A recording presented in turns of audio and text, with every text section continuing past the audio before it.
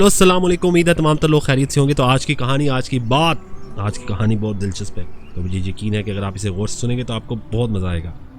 तो ये वाक़या 1880 का है।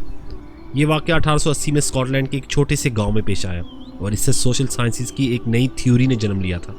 स्कॉटलैंड का एक इंतहाई गरीब काश्तकार रात के वक्त अपने घर जा रहा था। अचानक उसे जंगल में किसी बच्चे के रोने की आवाज़ आई। वो रुका और बच्चे की तलाश में जंगल में चला गया। जंगल में पहुंचकर उसने देखा कि एक 4 से 5 साल का बच्चा दलदल में फंसा हुआ है।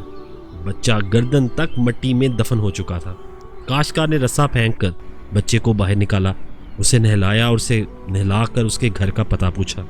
उसे मालूम हुआ कि बच्चा अपने वालिदैन के साथ पिकनिक मनाने आया था और उसके वालिदैन करीब ही एक रेस्ट हाउस में ठहरे हुए हैं। काश्तकार ने बच्चे को रेस्ट हाउस पहुंचाया और अपने घर वापस आ गया।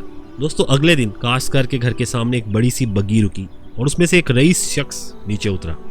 इसने काश्तकार को बाहर बुलाया और उसने बताया उसे कि वो बताने के चंद बड़े नाइट्स यानी नवाबों में से है और गुज़िश्ता रात काश्तकार ने जिस बच्चे की जान बचाई थी वो नवाब का बेटा था। नवाब ने काश्तकार का शुक्रिया अदा किया और उसे कुछ मुआवजा देने की कोशिश की, लेकिन यहाँ काश्तकार ने माजरत कर ली। इन दोनों की गुफ्तगू के दौरान काश्तकार का अपना बेटा भी बाहर आ गया और अपने वालिद के साथ खड़ा हो गया। नवाब ने बच्चे की तरफ देखा और काश्तकार से पूछा कि क्या तुम्हारा बेटा स्कूल जाता है? काश्तकार ने इनकार में सर हिला दिया और जवाब दिया, नहीं, ये किसान का बेटा है और उसने बड़े होकर किसान ही बनना है, लिहाजा इसे पढ़ने की क्या ज़रूरत। नवाब ने काश्तकार को ऑफ़र की कि अगर वो इजाज़त दे तो वो काश्तकार के बच्चे के पढ़ने का इंतज़ाम कर सकता है। काश्तकार ने ये ऑफ़र भी ठुकरा दी।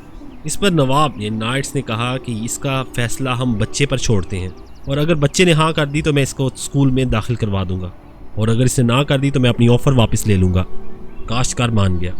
इसके बाद नवाब ने बच्चे की तरफ देखा और उससे पूछा, बेटा क्या तुम स्कूल जाना चाहते हो? बच्चे ने हाँ में गर्दन हिला दी। किस्सा मुख्तसर, नवाब उस बच्चे को साथ ले गया और उसे उस बच्चे के साथ स्कूल में दाखिल करवा दिया जिसकी जान काश्तकार ने बचाई थी। दोस्तों, ये दोनों बच्चे बाद में दुनिया के नामवर लोग बने थे। उस नवाब के बेटे का नाम सर विंस्टन चर्चिल था। चर्चिल 2 बार बरतानिया का वज़ीर आज़म बना। उसने इत्तेहादी फ़ौजों को दूसरी जंग अजीम में फ़तह दिलवाई। उसने नोबल प्राइज़ हासिल किया। उसने दुनिया का दूसरा एटम बम बनाया और उसने आयरन कर्टन यानी आहनी पर्दे की इस्तिलाह ईजाद की।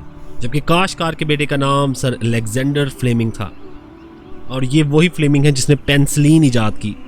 हम आज जो एंटीबायोटिक दवाएं खाते हैं इनका मौजिद सर अलेक्जेंडर फ्लेमिंग था। फ्लेमिंग ने सर का खिताब हासिल किया था और इससे भी नोबल प्राइज़ मिला था। दोस्तों, इस वाक़े की बुनियाद पर सोशल साइंस की एक थ्योरी ईजाद हुई थी और इस थ्योरी का नाम चेन रिएक्शन है।